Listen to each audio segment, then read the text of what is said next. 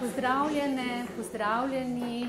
Dovolite, da vas pozdravim v imenu Slovenskega sociološkega društva in oddelka za sociologijo Filozofske fakultete Univerze v Ljubljani na današnjem predavanju profesorja Jamesa Messerschmidta, uglednega ameriškega sociologa, ki je danes že imel eno predavanje na naši konferenci Kost mreže o femicidu, ki danes in jutri poteka v Ljubljani, v naši lokalni organizaciji. Udeležuje se je 32 udeleženk iz različnih držav, če jih naštejem: Cipr, Danska, Gruzija, Grčija, Hrvaška, Islandija, Italija, Izrael, Latvija, Malta, Nemčija, Poljska, Portugalska, Romunija, Španija, Turčija, Velika Britanija, Švedska in ZDA. Vseh skupaj je 60 udeležencev in udeleženk tudi iz Slovenije. In na to temo je profesor Messerschmidt danes predaval tudi pri nas, torej na temo moškosti in femicida. Profesor James Messerschmidt je doktoriral na Inštitutu za kriminologijo na oddelku za sociologijo Univerze v Štokholmu na Švedskem. Je profesor sociologije in ženskih študij in študij spolov na Univerzi Southern Maine. Objavil je več kot 50 akademskih člankov in poglavij v monografijah in je avtor je 11 knjig. Predava na primer predmete, kot so kriminal belih ovratnikov, spol in kriminal, politični kriminal ter uvod v ženske študije in študije spolov. Njegova raziskovalna področja se osredotočajo na razmerja spola, rase, razreda, spolnosti in kriminala. Je prejemnik nagrade za izjemne dosežke na področju feminističnih študij in sicer nagrado mu je podelil program za ženske študije in študije spolov na Univerzi Southern Maine in nagrade za izjemne dosežke alumnov Univerze v San Diegu za izjemne znanstvene dosežke na področjih sociologije, kriminologije in študije spolov. Njegova najnovejša referenčna dela so Masculinities in the Making, and he just brought this book, I would like to show you. To je knjiga, ki je zelo sveža, pred nekaj meseci je išla. Masculinities in the Making, from the local to the global. Criminology, a sociological approach. Crime, a structured action, doing masculinity, race, class, sexuality and crime. Njegove današnje predavanje pa nosi naslov Adolescent boys, heteromasculinities and sexual violence. Zdaj pa predajam besedo profesorju Messerschmidtu, za katerega sem mu že prej se opravičila, da vam bom vse to povedala v slovenščini, da ne bom nič slabega povedala o njem, tako da upam, da sem to res tudi storila.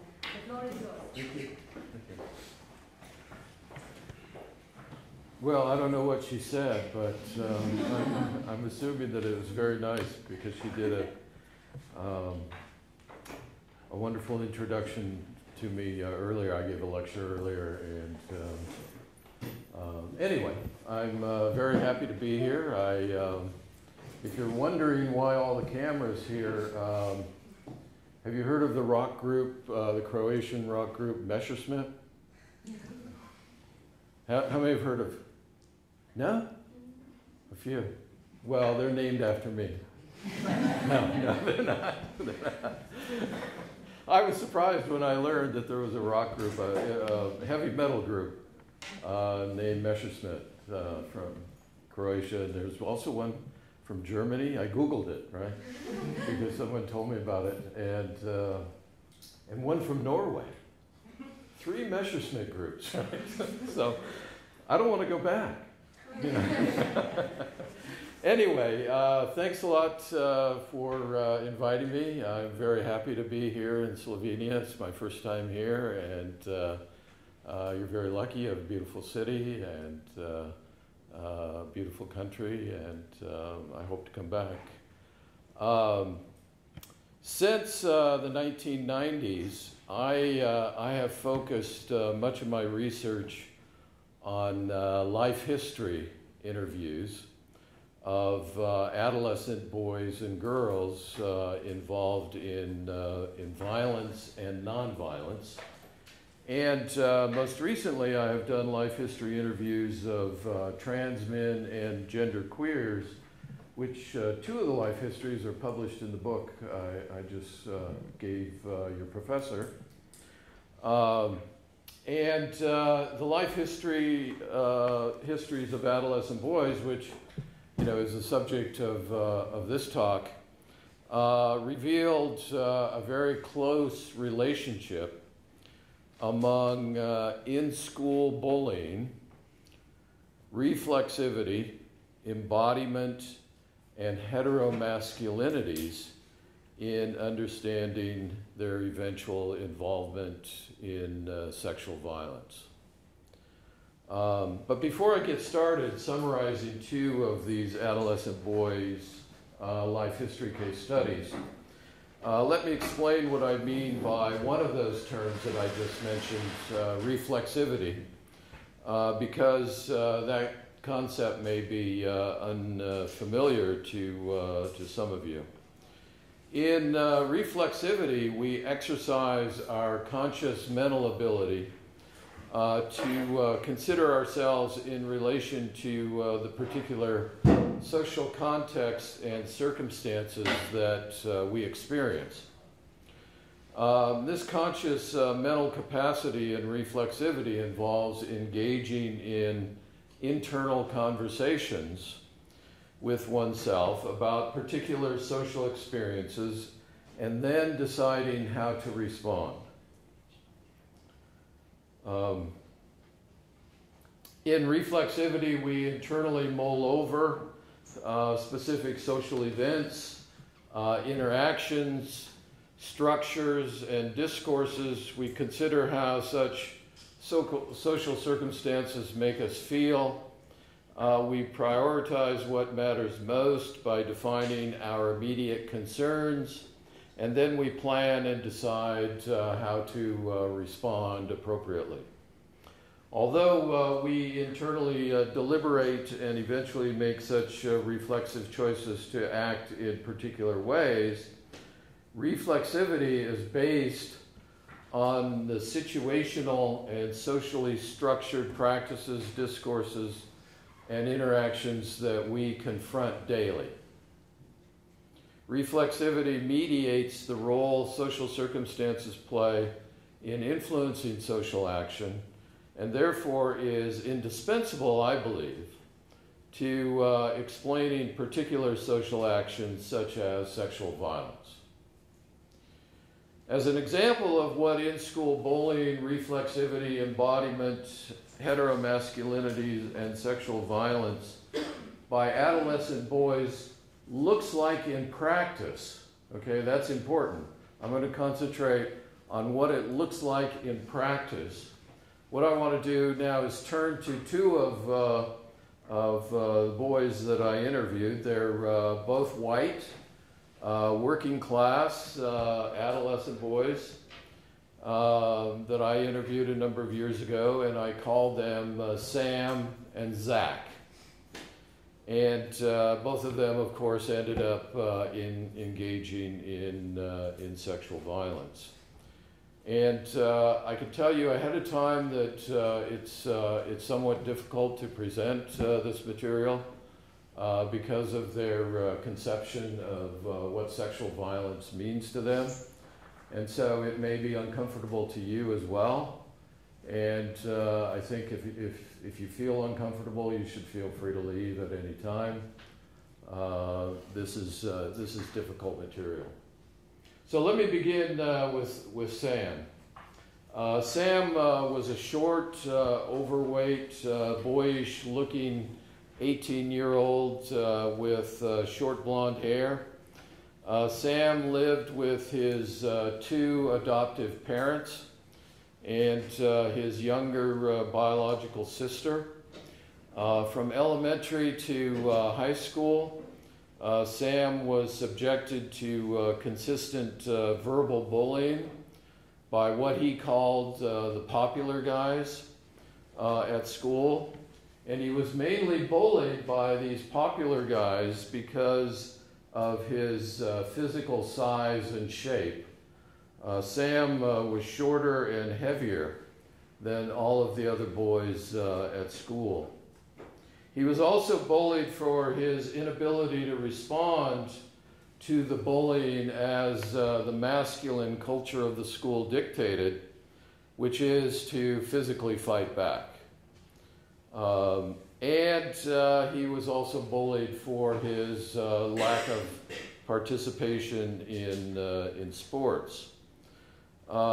During the bullying, Sam was consistently labeled a wimp, and therefore he was feminized through abusive comments made by these dominant popular boys about his inability to fight back, about his non-muscular, fat and wimpish body, and about his complete lack of participation in sports.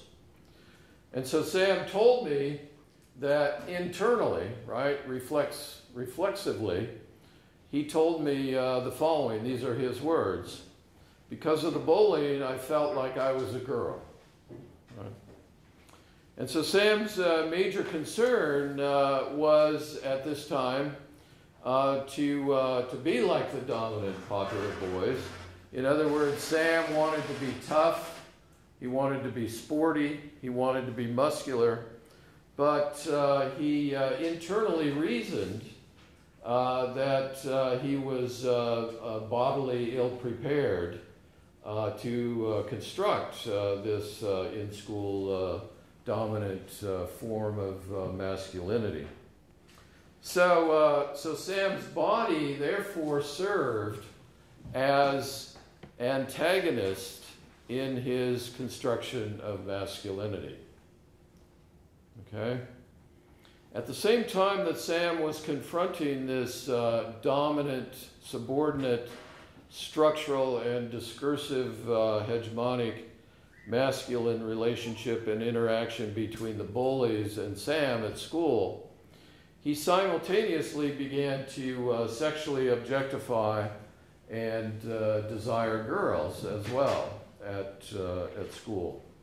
And Sam learned to objectify and desire girls from interaction at school, not from his parents at home. Sam constantly heard the dominant popular boys' sex talk about sexual objectification of girls, as well as their alleged heterosexual exploits and experiences. So Sam began to reflexively desire to participate in heterosexuality, but he was unable to meet any girls his age. As Sam told me, he constantly had internal thoughts that centered on, and these are his words to me, centered on the bullying, and it made me think I wasn't good enough. I didn't have enough trust enough to gain access to a girl. I didn't think any girl would be interested in me. Those are Sam's words. Nevertheless, Sam concluded during his internal conversations that he very much desired to participate in heterosexuality. And these are his words again, because, well, I'm a guy. So this is something that every guy does, that I want to be part of this. I want to be like the other guys. I want to know what it feels like. I want to know what goes on. In other words, Sam reflexively defined as his major concern at this time in his life to have sexual contact with girls in order to be like the dominant popular boys at school. But through his internal conversations, he determined that he was unable to fulfill this situationally defined dominant masculine criteria at school. And so Sam reflexively concluded that he was unable to construct this dominant heteromasculinity at school, a construct that he, of course, wholly coveted. Instead, what Sam reflexively chose to do was to turn to a masculine behavior that was available to him, expressing physical control and power over younger girls through sexuality outside the confines of the school.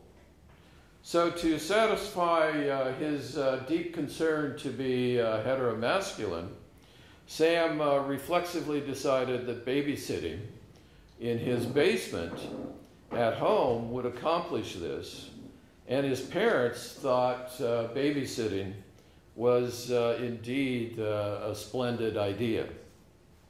Sam internally decided that he wanted to have some kind of sexual experience like the dominant popular boys.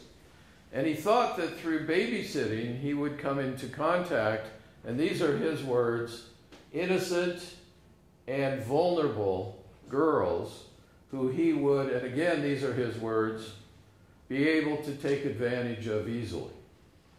Right?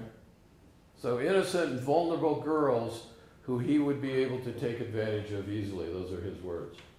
Sam stated that during his internal conversations, he discussed with himself, and again, these are his words, how my life was, how I feared the people at school, so I figured I could get a girl I was babysitting easier.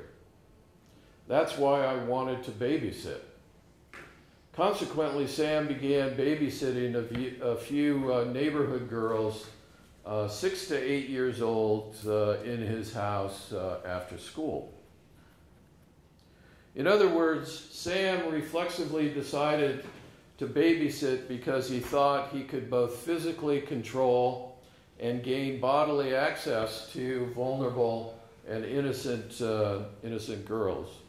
And once he began to babysit, Sam reflexively devised ways to manipulate two of the girls that he was babysitting into fondling him and performing oral sex on him for 2 years. 2 years. Sam internally decided upon specific strategies to gain access to these two girls. And this is how Sam put it to me. I figured out ways to manipulate, ways to like bribe, like act like I was helping them, act like I was doing good things for them, like playing games with them. So in this synopsis then of Sam, the bully's Sam hegemonic masculine structural relationship and its coexisting feminizing discourse of Sam, as well as the culturally influential discourse at school that emphasized masculine and heterosexual objectification, desire, and exploits, what these social conditions did that he was experiencing, right? What they did were to objectively shape the particular social situation that Sam confronted involuntarily at school. During his reflexive deliberations about this situation, Sam developed and defined his major concern and what he therefore mostly cared about, which is, of course, to construct a heteromasculinity like the dominant popular boys at school. Yet he reflexively perceived that he was unable to do that at school, and then he subjectively developed a course of action to realize this concern. He acted to advance what he mostly cared about. And in doing so then, Sam internally responded to the objective structures, discourses, and interactions at school by reflexively designing the course of action that he ultimately pursued. Reflexivity was an emergent personal power possessed by Sam. Sam was an active agent who internally developed and determined his particular response to the social circumstances at school that he experienced. Although Sam was unable to construct heteromasculinity at school, he did not give up and become a passive victim of his circumstances. Instead, what Sam did was he actively used his reflexivity to devise a particular practice for himself, namely sexual violence, whereby he could now claim heteromasculinity as his own. And Sam actually saw himself as successful. So in that regard, what I'd like to do now is read to you an extended excerpt in which Sam expresses for me his inner thoughts as to what the sexual violence accomplished for him. Okay, so these are his words. I was getting away with something that nobody else that I saw was getting away with. I felt that I was number one. I didn't feel like I was small anymore because in my own grade, my own school, with people my own age, I felt like I was a wimp, the person that wasn't worth anything. But when I did this to the girls, I felt like I was big. I was in control of everything. And that's why it was hard for me to stop, because I'd have to return to that old me of being small and not being anything. I wasn't good at sports, and I wasn't tough and strong and stuff, so I wasn't fitting in with anybody that was really popular at school. I was like a small person, someone that nobody really paid attention to. I was the doormat at school. People walked all over me, and I couldn't fight back. And then I thought, well, I'm a guy. I'm supposed to have sex. I'm supposed to be like every other guy. And so I'm like them, but when I did this to the girls, I thought I'm even better than them, meaning the dominant popular boys, because I can manipulate. They don't get the power and the excitement. They have a sexual relationship with a girl, Sam says. She can say what she wants, and she has the choice. But the girls I babysat didn't have the choice. It was like I made it look like they had a choice, but when they stated their choice, if they said no, I bugged them until they didn't say no. I was better than every other guy because there was no way I could get rejected. I was like, okay, they can have their relationships. I'm going to do whatever I want. I'm better than they are. So those are the words of Sam of what the sexual violence with these two young girls accomplished for him. So let me now turn to Zach, the second person I want to share part of his life story with you. Zach was he was also short, overweight. He was white, 15-year-old with short black hair. And Zach lived with his aunt and uncle and his two younger female cousins. Initially, Zach very much liked school, and he told me that he did quite well in school. He told me that from kindergarten to second grade, he was really excited about school. He told me, and these are his words, I was doing awesome schoolwork, and I had lots of friends. However, in the third grade, circumstances at school began to change. And by this time, Zach had gained a considerable amount of weight, and other students began to consider him to be fat, as did he himself. He also considered himself to be fat. And this is how Zach put it. I was really chubby and large, and I wasn't very athletic. I dressed funny. I'd wear sweatpants and the shirts with little alligators, so I wasn't popular at all. And Zach told me that the cool guys, that's the words he used to describe, the dominant popular boys at school. He used the term cool guys. Zach told me that the cool guys at school would consistently, verbally and physically bully him.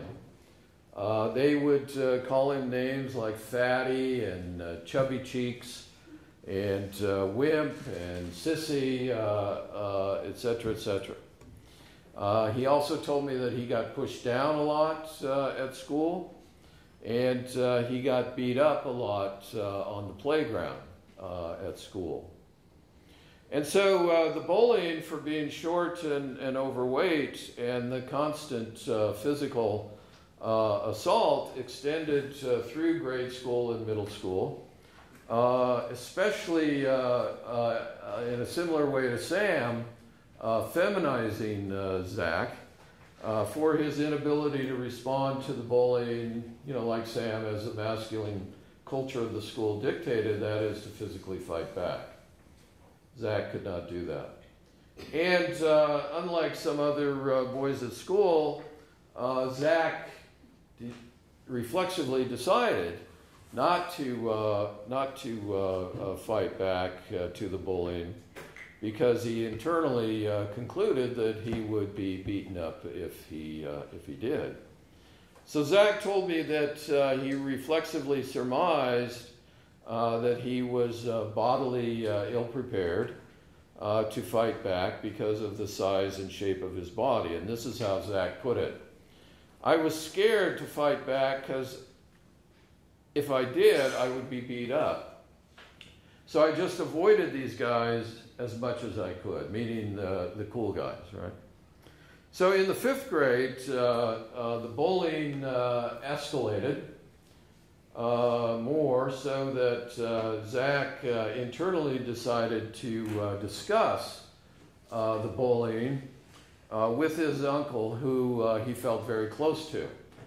And his uncle told him to indeed fight back, because if he didn't fight back, the bullying would continue. So Zach reflexively decided to follow his uncle's advice, because simply attempting to avoid the provoking students was not working at all for Zach. And his major goal, like Sam, was to be like the cool guys at school. Consequently, during one major bullying incident in which he was persistently pushed around by a cool guy, Zach did indeed attempt to fight back physically, but he was beaten severely. And this is how he put it. I decided I should fight back, like my uncle said, but I didn't have a chance. He pile-drived me into the ground because I was too fat to fight. So at the end of the fight, which took place on the playground while a large group of students watched, Several students shouted names at Zach. You know, once again, fatty, fatty can't fight, fatty's a wimp, fatty's a sissy, you know, etc., etc. So I asked Zach how that made him feel, and this is how he answered. It made me feel like I was fat, like I was weird, like I was a wimp. It really bothered me that the cool guys at school didn't like me. Consequently, Zach internally decided to stop discussing the bullying with his uncle, and he never again attempted to respond physically to the bullying. And so, like Sam then, Zach's body also served as antagonist in his quest to construct masculinity. Nevertheless, Zach did not give up entirely, and he once again reflexively began thinking about what he could do that would allow him to actually become a cool guy at school. And after much reflexive deliberation, Zach decided to try out for the junior high football team at school, not only because of his love of football, but also to show people that he was, and this is his word, somebody, and that he could be, one of the cool guys. However, during the summer between 5th and 6th grades, Zach broke his wrist while attempting to get in shape. He remained overweight, and although he tried out for the team in his 6th grade year, he was soon cut from the team by the coaches, and the verbal and physical bullying continued unabated. So Zach reflexively decided to avoid the cool guys as much as possible. And according to Zach, the only classmates who would have anything to do with him was a group of boys Zach called the Misfits. Zach's interaction with the Misfits took place only during school lunchtime. They all sat together at the same lunch table, Zach and the Misfits. Sounds like a rock group, doesn't it? Otherwise, Zach did not hang out with any other kids at school. And it was through interaction with the Misfits whereby Zach first developed a sexual interest in girls. And this is how Zach put it. Me and the other Misfits at the lunch table talked about sex and stuff. We'd just talk about girls that we liked and stuff. What kind of reputation she had, what we thought about her, nothing too gross or out of line, you know? So while the Misfits were somewhat restrained in their discussions of sexuality at the lunch table, Zach told me that the dominant popular boys were extremely boisterous. And this is what Zach told me about that. They, meaning the cool guys, right? They talked about it all the time. They talked about it a lot more at their table. They'd be right out loud about it, talking about getting laid and oral sex and stuff. They always bragged about having a lot of sex and stuff. Because of this frequent sex talk at school, Zach internally decided that he also wanted to experience sex like all of the other boys.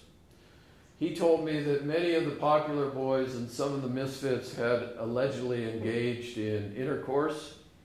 So Zach felt extremely left out, especially since he had never been able to arrange a date with a girl at school. He identified himself as a virgin, a status that he told me other boys, including numerous misfits, had long ago surpassed. And so Zach reflexively then decided to approach a few girls at school, but they all, as he put it, and these are his words, they didn't like me because I was short and fat. I just didn't seem to fit in. The way I felt was like I'm the only virgin in the school. So by age 11 then, Zach endured serious and continuous forms of bullying at school regarding his physical size and shape, and for not physically fighting back. Zach reflexively defined his major concern at this time to fit in by adopting certain, situationally accountable masculine practices. He attempted to fight back. He attempted to join the football team. He attempted to obtain heterosexual dates.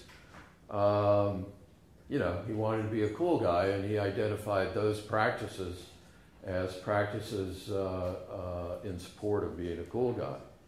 But of course, he failed miserably at each of those. And now he had no one with whom to discuss this terribly bothersome situation that he was experiencing.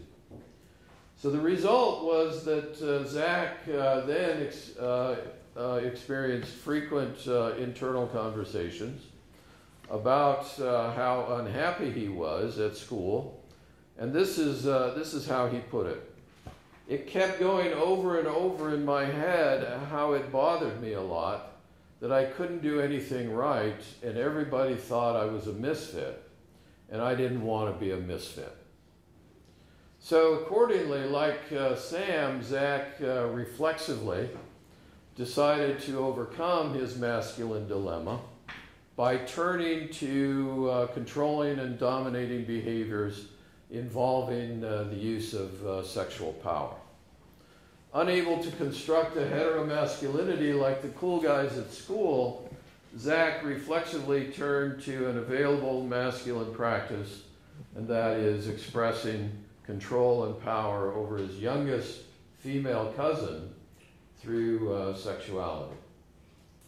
During his 6th grade year, a time when he experienced the distressing events that I just described, and when he discovered heterosexuality, Zach internally decided to seek out his youngest cousin, and this is how he put it to me.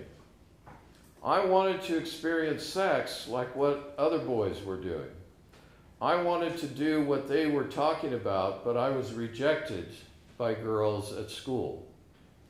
So I asked Zach to elaborate on why he turned to his youngest cousin, and this is the way he put it in this somewhat extended excerpt.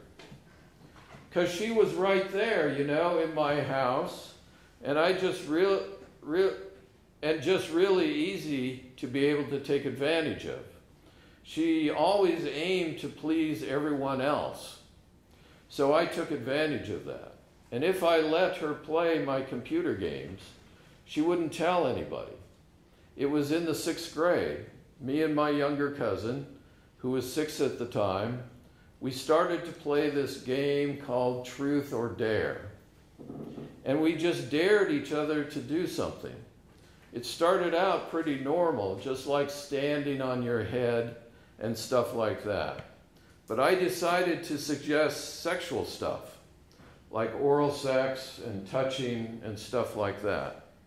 At first, my cousin didn't go along with the sexual stuff. She'd say, "No, I really don't want to." And then I'd manipulate her into it. Like I'd say, "Oh, I'll let you play my computer games." Because I had a computer and she used to always want to come and play on my computer. And that worked because then she She just started touching over my clothing, and then it progressed to taking off each other's clothes and touching each other and stuff like that. And she never questioned it anymore because I always let her play my computer games. So to satisfy his deep concern, to be heteromasculine then, Zach sexually assaulted, fondling and oral penetration, his youngest cousin over a 3-year period until he was 14 and she was 9, by using the manipulative strategy just described. So in this synopsis, and like Sam's story, the bully's Zach hegemonic masculine structural relationship and also its coexisting feminizing discourse, as well as the culturally influential discourse at school that emphasized masculine heterosexual desire and exploits, like Sam, these same kind of social conditions objectively shaped the particular social situation that Zach confronted involuntarily at school.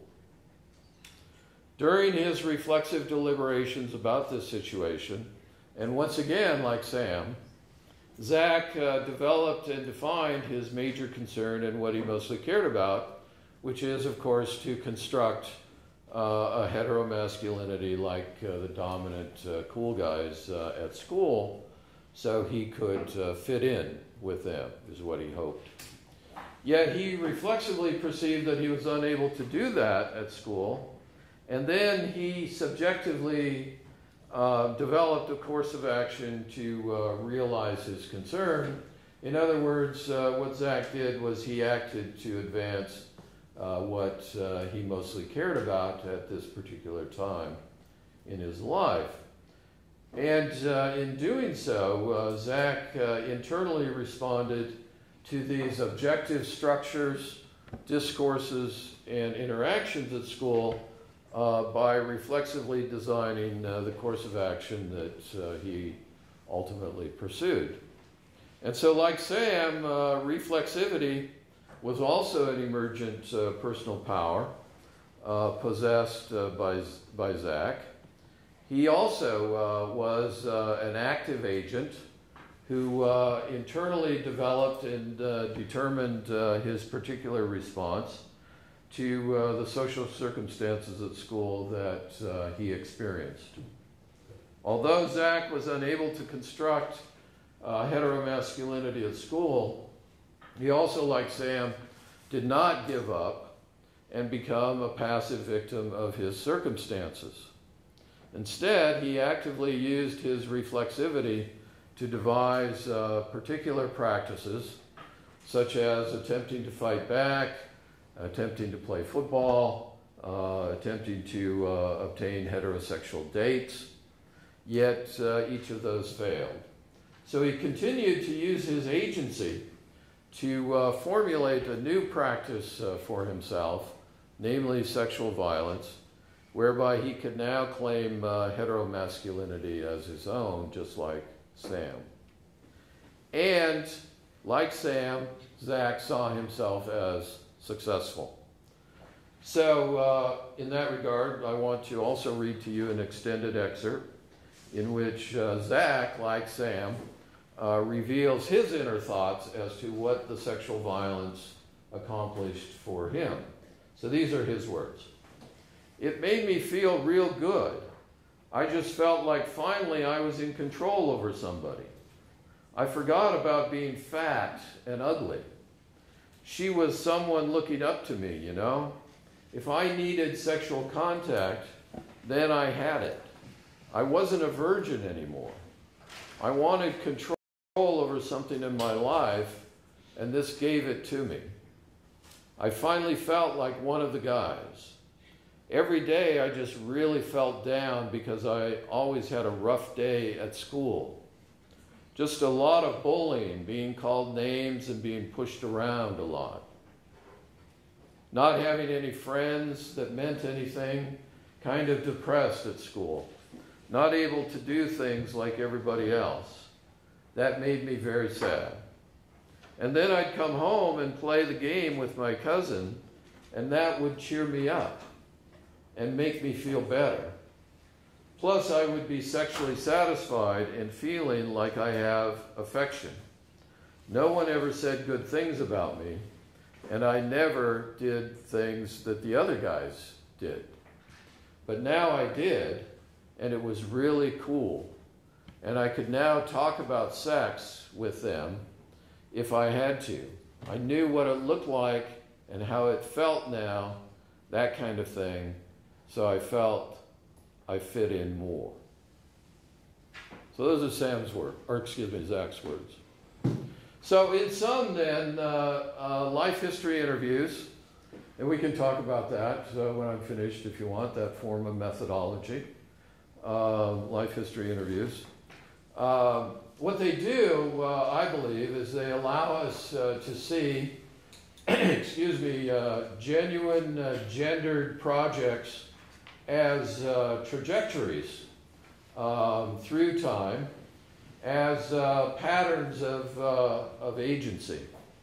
Sam's and Zach's reflexivity mediated their particular social experiences at school.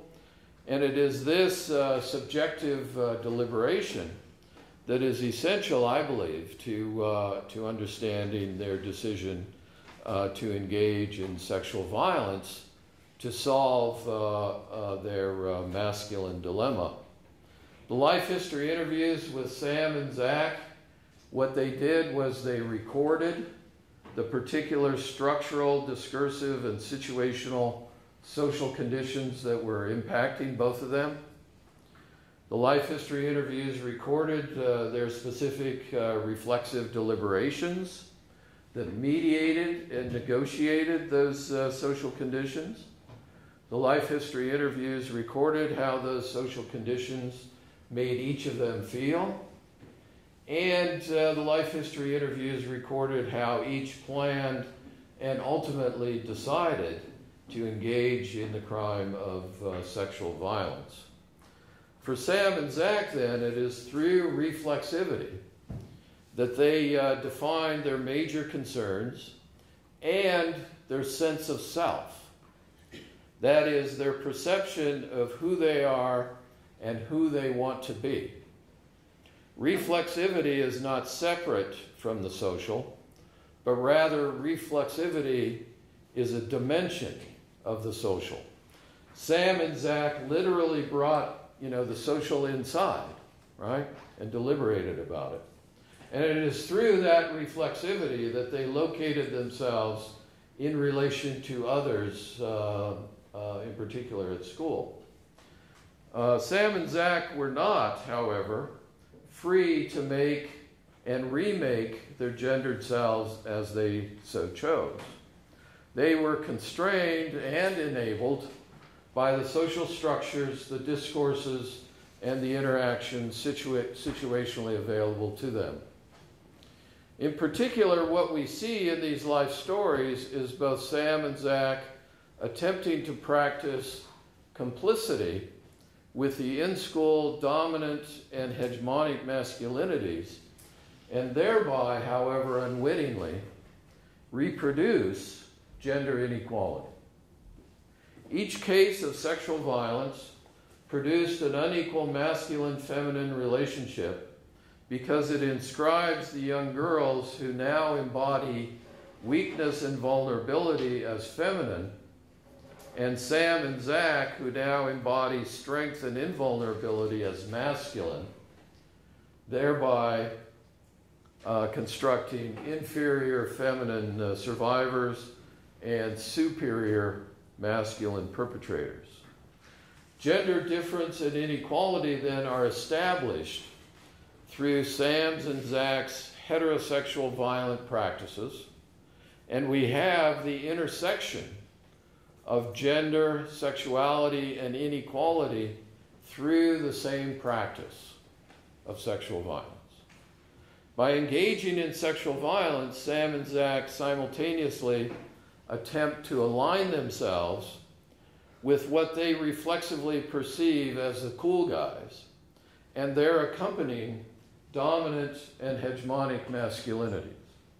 And this process of attempted alignment resulted in both Sam and Zach constructing what I call a dominating masculinity, whereby they are commanding and controlling the violent interaction.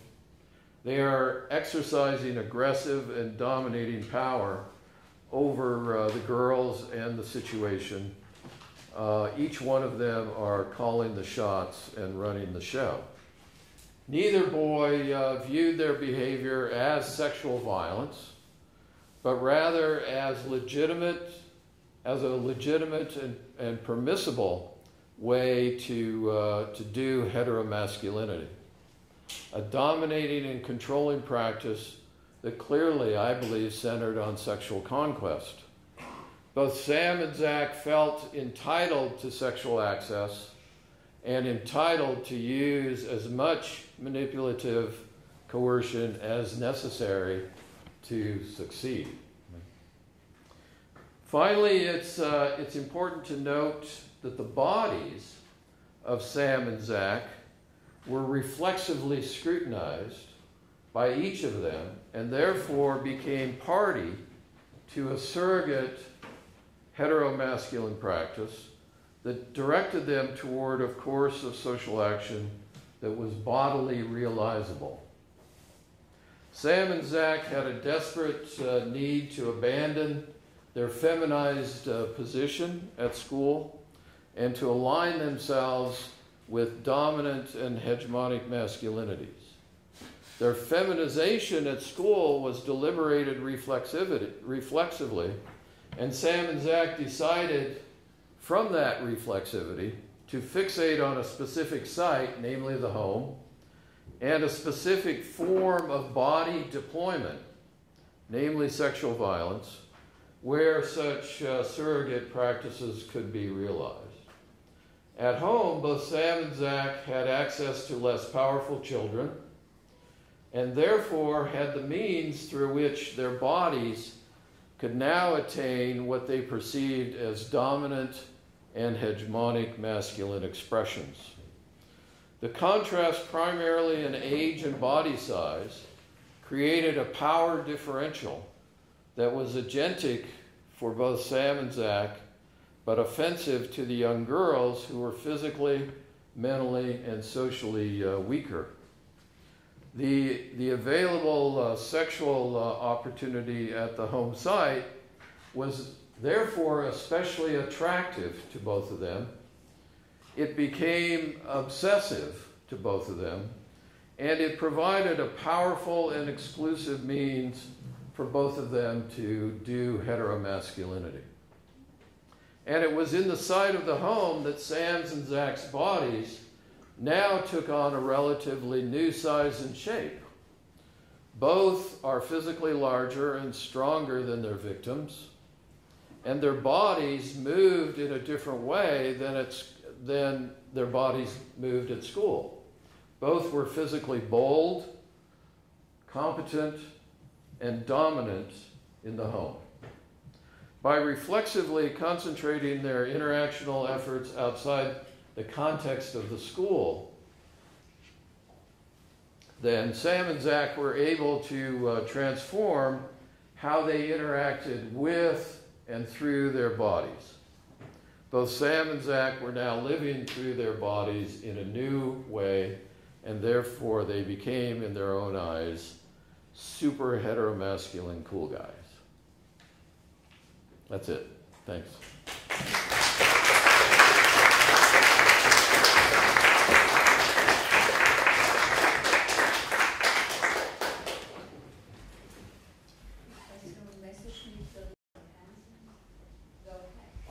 Yeah. So about these two boys, how do they feel now? I mean, how do they look at the situation now that some time has passed?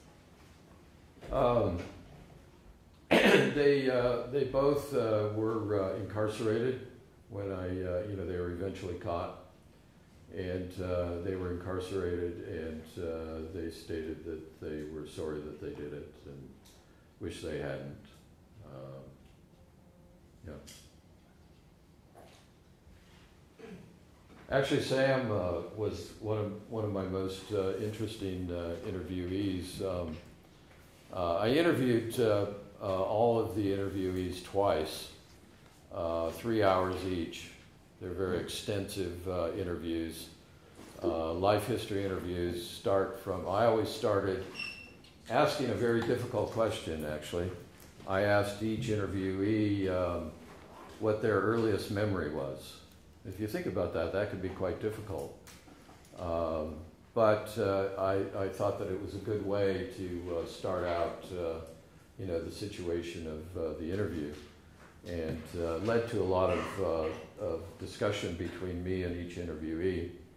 And so, from their earliest memory up to the time when I met with them, and all about their family life, their school life, their peer group life,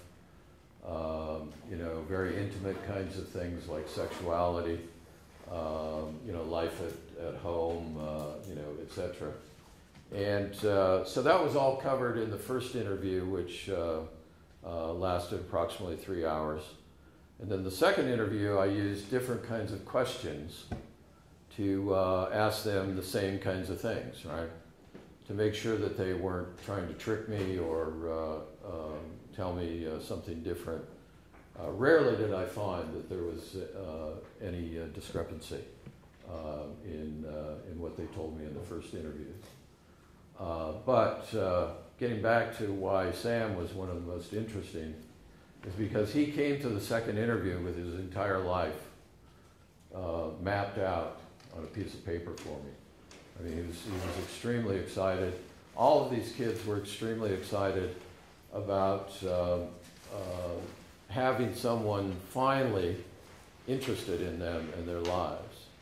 And especially knowing that there was a chance that their life story could be placed in a book. That was something that was really cool. Right? So, yeah. Any other questions? What about their families from that side? What did they say? I didn't interview the families. Yeah, didn't interview the families. I only interviewed the kids. And I did interview if they were having some kind of therapy or if they were incarcerated. I checked with those that were interacting with them the most to see if they were learning anything about gender, because that was my major concern to understand. And that was, unfortunately, it was not a part of their therapy at all, which is, as you can see from these life stories, it should have been, right? But it wasn't.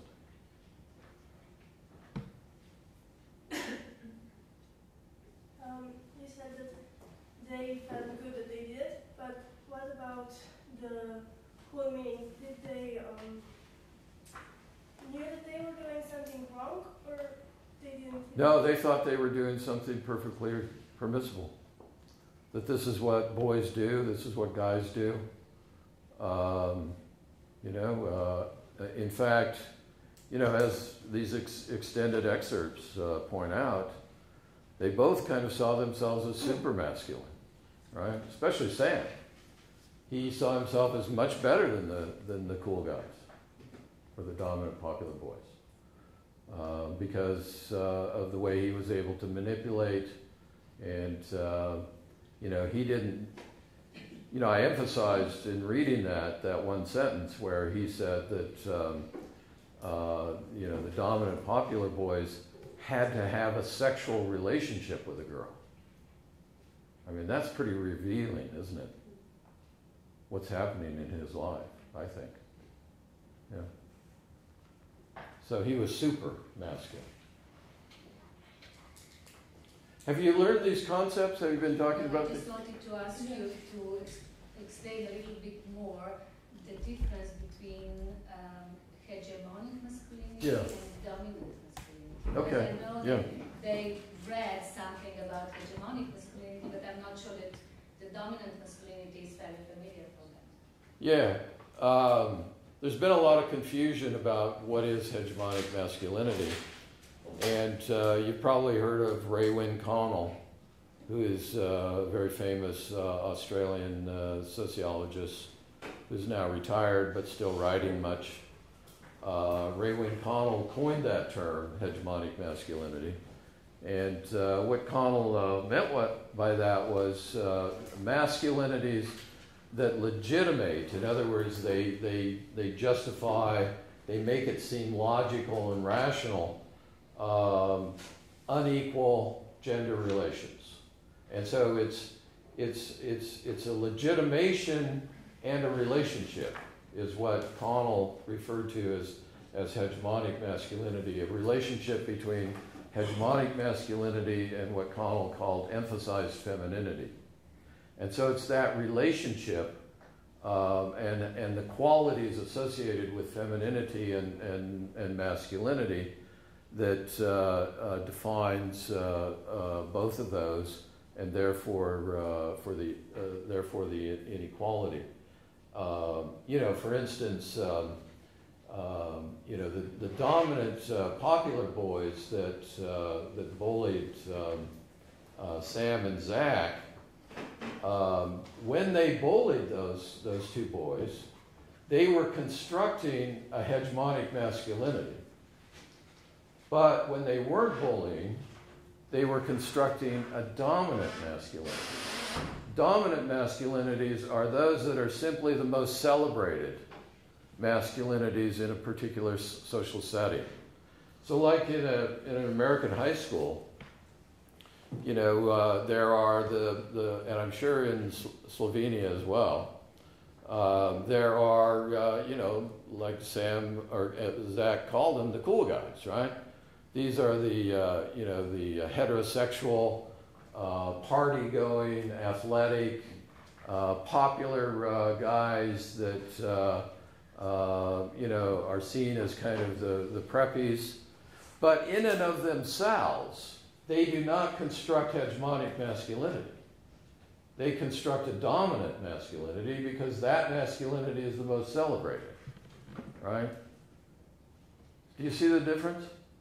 Dominant masculinities are the most celebrated. Hegemonic masculinities construct that relationship of inequality. And so when these dominant popular boys would engage in bullying, what they did was they constructed gendered qualities for themselves, like aggressiveness, invulnerability, a capacity to use violence. But they would construct Sam and Zach as the opposite, right? They would feminize them, as passive, as vulnerable, and as an inability to engage in violence.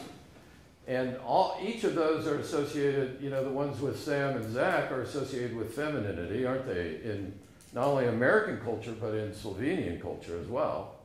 And those qualities associated with the popular boys are culturally masculine.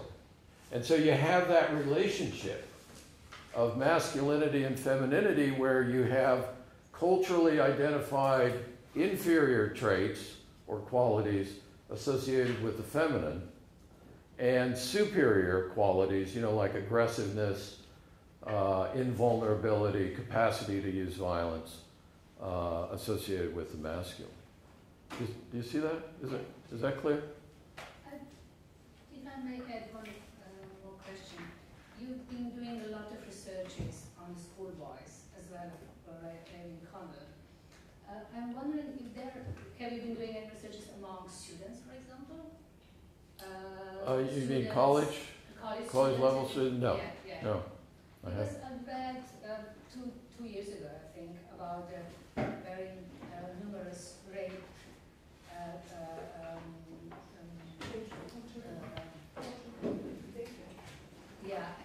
the university, the campuses in the USA. Yeah. And I was wondering, what is your explanation how this was possible? Because it was really outrageous. Yeah, I think that's a good question. Not only the students in college, but also I don't want you to go away today thinking that it's only boys who are bullied who engage in sexual violence, right? These two boys that I've been talking about today, they just represent one type of sexual violence. There are many types of sexual violence. And the cool guys also sometimes engage in sexual violence, don't they? And so do college students. In fact, it's an epidemic on U.S. campuses today. There's actually a pretty good video out, I don't know if it's come to Slovenia, called The Hunting Ground, which talks about sexual violence at American universities and how American universities try to hide it away. But I mean, many of these, cool guys that are involved in sexual violence, college students involved in sexual violence, they're usually very uneducated, very naive individuals, about what is a mature kind of relationship. They are uneducated, naive about responsible drinking, because in both college and high school, alcohol consumption is correlated with sexual violence. They don't know anything about consent laws. You know what that is? Consent laws? Yeah, they have virtually no understanding of what consent is. They see sex as normally coercive. Usually these college and high school sex offenders, in other words, what I mean by normally coercive is that guys should be the ones who pressure young women into obtaining access sexually, right? That it's something that guys do, and young women are supposed to be the gatekeepers, right? They're supposed to be the ones who, say, no, not right now, maybe later, etc., etc. But to be a real guy, you have to be coercive, right? And it's talked about in locker rooms. It's talked about, when guys get together. Did you score, right? Probably happens in Slovenia as well, I would imagine. So, these are the kinds of things that are associated with cool guy kind of sexual violence, college educated, put educated in quotes, sexual violence, which is different from Sam and Zach, right? So, yeah. At what age is appropriate for them to have sexual interactions? If Zach was 11 years old and then the cool guys were talking about it, is this normal for them at 11 years? It is in the U.S. Yeah, sexuality is widespread. Yeah, it's not unusual to happen in the back of the school bus in the U.S. In middle school, and yeah, and sexual consent laws varies depending upon the state. Some states you can be as young as 15 to give consent. Other states it's as high as 18. So it varies depending upon the state. There are different agencies involved in these stories, as you've been told through the story of Sam and Zach. For example, parents, teachers, different institutions. Do you have any, can you share any guidelines, if you think about the guidelines, how these agents can behave, react to avoid such a situations, or? Well, for Sam and Zach, and I think for bullying generally, I don't know about Slovenia, but in the United States, bullying is out of control. It's very serious. it's something that kids just, you know, kind of normally laugh off, but they shouldn't, because it's extremely damaging. More and more research that is being done finds that bullying is extremely damaging to individuals, that they live with that bullying in many cases the rest of their life, if it's not dealt with adequately.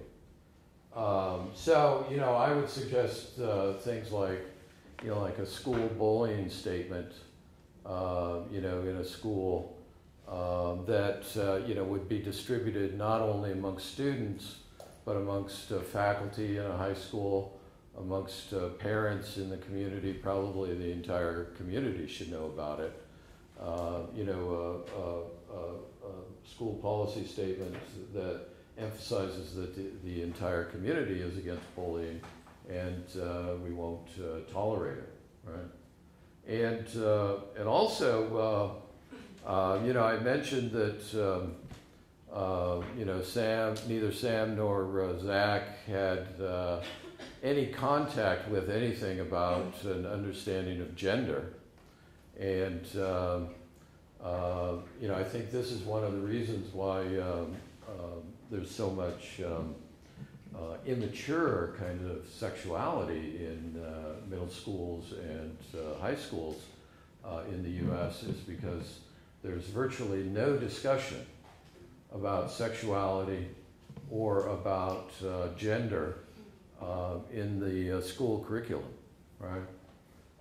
You know, I obviously teach at the college level, and I ask my students, you know, if I'm teaching an intro class, an introductory class, I ask my students to raise their hand how many got, you know, a lecture or read an article or material on gender in high school, and 0 raise their hands. How is it in Slovenia? Is it the same? Probably the same, right? Yeah. And so, you know, we need, I think, a curriculum overhaul is what we need to teach kids, you know, about, you know, critical issues about gender and sexuality. Not just learning it from the sex talk, you know, you know, informally by the cool guys and by the misfits, right? But actually going to a class and learning about sexuality, and not just how the body works sexually, but about the social meanings of sexuality and the inequalities.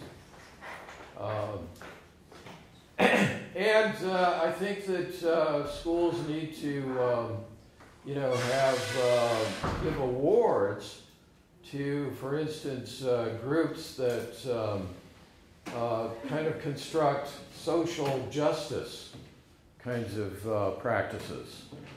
You know, I found in some of my life histories, I mentioned this earlier today, a boy that comes to mind that I interviewed, who I called Jerry. He was terribly bullied, and he actually became a nonviolent boy because he moved in with what he called the laid-back group. And it was a group of both boys and girls. There was no discrimination. You know, it wasn't exclusively boys or exclusively girls. It was boys and girls on an equal basis. There was no misogyny constructed in that group. There was no homophobia. There was no hierarchy developed in that group. You know, there was acceptance of all kinds of bodies. You know, of diversity in terms of race, ethnicity, social class, et cetera, et cetera. In other words, it was a social justice kind of group. They didn't think of it in terms of social justice, but that's what they were constructing. And I think if schools had awards for those kinds of things, not just for the sports, you know, the popular athletes getting awards, but for kids who are actually organizing equality amongst each other, I think it would have, you know, a benefit. So those are some policies that I would. Just a final question, if I may. As you are teaching Introduction to Gender Studies, what are the burning issues in the field of gender studies from your point of view? The burning issues, wow. There's a lot of them. Just list a few. Well, there's, I think that one of the burning issues that continues is the debate over structure versus discourse.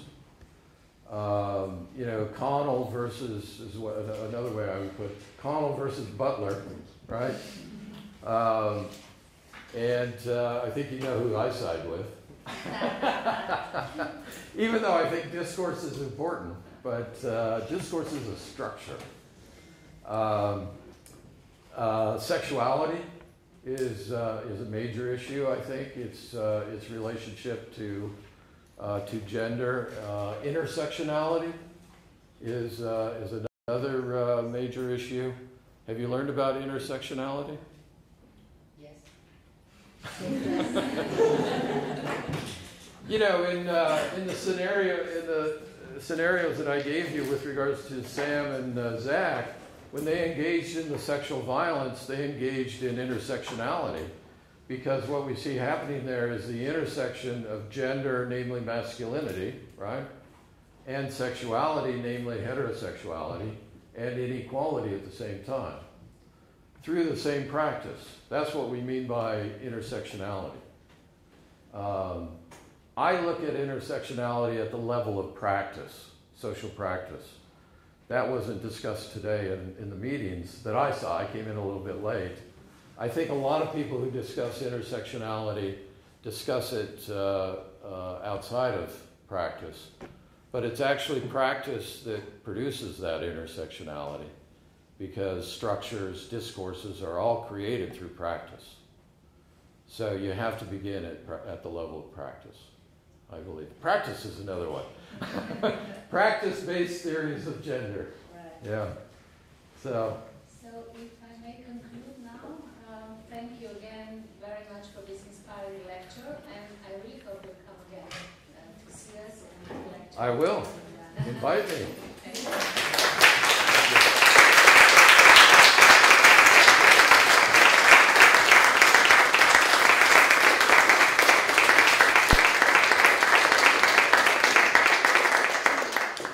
But next time when it's not raining. Yeah. Please arrange